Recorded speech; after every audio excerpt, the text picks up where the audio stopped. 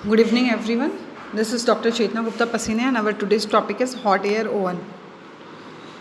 तो सबसे पहले हॉट एयर ओवन जो होता है वो एटमॉस्फेयर से ज़्यादा हाई टेम्परेचर प्रोवाइड करता है आर्टिफिशियली।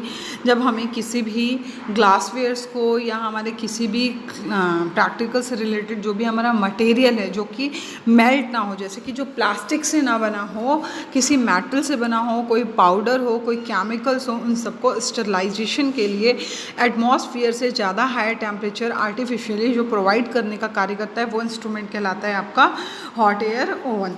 इसमें जो टेम्परेचर का रेंज होता है वो वैरी करता है 50 से 250 डिग्री सेंटीग्रेड के बीच।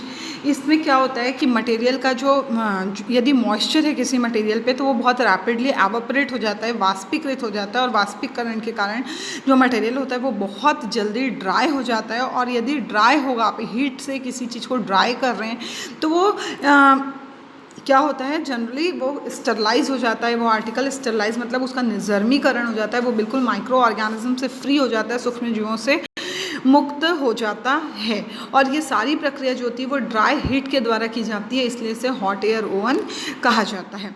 अब ये ड्राई हीट स्टरलाइजेशन टेक्निक जो होती है ये क्या करता है, बहुत लॉन्ग एक्सपोजर टाइम मांगता है। मतलब इसमें हमको जो ड्यूरेशन होता है बहुत लंबा होता है, कम से कम 1.5 से 3 घंटे का समय लगता है कंप्लीट स्टरलाइजेशन के लिए।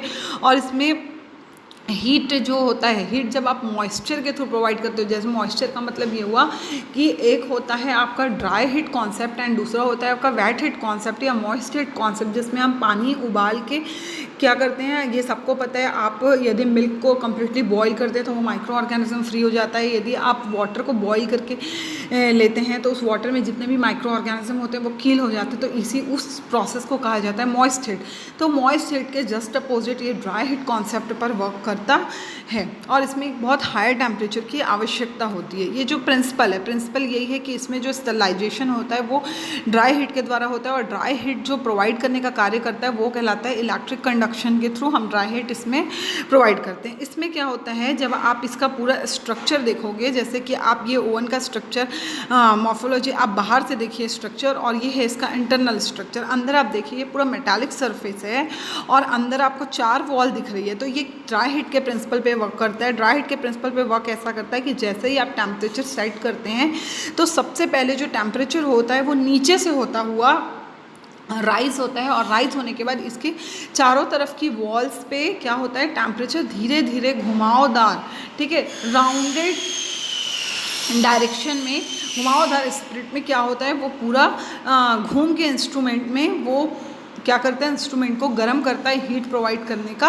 कार्य करता है। जैसे कि यहाँ पे आप प्रिंसिपल देख लेंगे कि स्टरलाइजेशन के लिए ड्राई हीट की आवश्यकता होती है, और ये ड्राई हीट जो होता है वो इलेक्ट्रिकल कंडक्शन के थ्रू प्रोवाइड किया जाता है। जैसे ही आप टेम्परेचर सेट करते हैं तो सबसे पहले जो आउटसाइड सरफेस होता है वो उस हीट को क्या करता है, एब्जॉर्ब करता है, और उसके बाद वो जो हीट है वो सेंटर से लेके लेयर बाय लेयर पूरे के पूरे जो वॉल होते हैं, right left upper lower back wall, सब जगह सर्कुलर मोशन पे वो जो हीट एयर होता है आपका हीट टेम्परेचर होता है वो सर्कुलेट होता है, और इस तरह धीरे धीरे वो पूरा इंस्ट्रूमेंट जो होता है वो गर्म हो जाता है, और गर्म होके उस पूरे एरिया को वो स्टरलाइज कर देता है। मतलब आपका पूरा ओवन में होता है वो स्टरलाइज हो जाता है। उसमें रखे जो भी आपके ग्लासवेयर्स, पाउडर, केमिकल्स, जो भी आर्टिकल्स आप अपने प्रैक्टिकल वर्क से रिलेटेड रख रहे हैं वो कम्प्लीटली स्टरलाइज हो जाते हैं। इसके बाद में है ये वर्किंग प्रोसेस क्या है, तो ये इसका टाइम एंड टेम्परेचर के बीच का रिलेशनशिप होता है, जिसके थ्रू हम स्टरलाइजेशन को अच्छी तरीके से समझ सकते हैं। यदि आप 170 डिग्री सेंटीग्रेड पर स्टरलाइजेशन के लिए रखते हैं तो आपको 30 मिनट्स में आपका जो भी आर्टिकल उस पर रखा हुआ है वो स्टरलाइज हो जाता है। 160 डिग्री सेंटीग्रेड पर आप 60 मिनट्स के लिए रखते हैं, 150 डिग्री सेंटीग्रेड पर आप 150 मिनट्स के लिए रखते हैं। और ये डिपेंड करता है कि आपका जो स्टरलाइज करने वाला आर्टिकल है वो कितना लॉन्गर पीरियड मांग रहा है स्टरलाइजेशन के लिए, नीड कितनी है उसकी। इसके बाद में इसमें क्या होता है कि जब आप ओवन में किसी चीज़ को रखते हैं, किसी आर्टिकल को, और आप उसको जितना भी टाइम रिक्वायर्ड है, टाइम लिमिट, उस रिक्वायर्ड टाइम लिमिट तक छोड़ते हैं और उसके बाद आप ओवन ऑफ करते हैं, तो आपको अंदर रखा हुआ जो भी आर्टिकल या कंटेंट है उसको तुरंत नहीं निकालना है। आपको वेट करना है हॉट एयर ओवन के आपने जो भी टेम्परेचर सेट किया जब तक वो नॉर्मल टेम्परेचर या एटलीस्ट 50 डिग्री सेंटीग्रेड टेम्परेचर तक या उससे नीचे के टेम्परेचर तक वो ना आ जाए, उसके बाद ही आपको निकालना है। अदरवाइज़ क्या होगा, ज़्यादा गर्म होने की वजह से आपको इंजरी हो सकती है। सेकंड जो होता है कि इसमें जो अगर आप ये सोचेंगे कि जस्ट आपने ओवन ऑफ किया और आप ग्लव्स वगैरह पहन के अगर आप निकाल लेते हैं ग्लासवेयर को, तो क्या होगा कि जैसे ही एकदम ज़्यादा हीट टेम्परेचर से नॉर्मल टेम्परेचर में यदि कोई ग्लासवेयर आता है तो वो क्या हो सकता है, क्रैक हो सकता है। तो आपको नेचुरली छोड़ देना है कि वो क्या हो, ग्रेजुअली धीरे धीरे कूल हो, और उसके बाद में जब वो नॉर्मल टेम्परेचर में आए उसके बाद ही आप अपने ग्लासवेयर्स को या आपके जो भी आर्टिकल्स हैं आप उसको ओवन से निकालें। इसके बाद में इसका यूज़ ग्लासवेयर को स्टरलाइज करने के लिए forceps, swabs, water impermeable oils, waxes, powders, इन सारी चीज़ों के स्टरलाइजेशन के लिए इसका यूज़ किया जाता है। जब हम किसी ग्लासवेयर को हॉट एयर ओवन में स्टरलाइज करते हैं तो स्टरलाइजेशन के लिए रखने के पहले हमको क्या करना है, अपने ग्लासवेयर्स को कम्प्लीटली ड्राई करना है। ड्राई करने के लिए आप क्या करेंगे, कॉटन का क्लॉथ ले सकते हैं स्टरलाइज, या फिर आप फिल्टर पेपर की सहायता से पूरा का पूरा वाटर उसमें से वाइप कर लीजिए।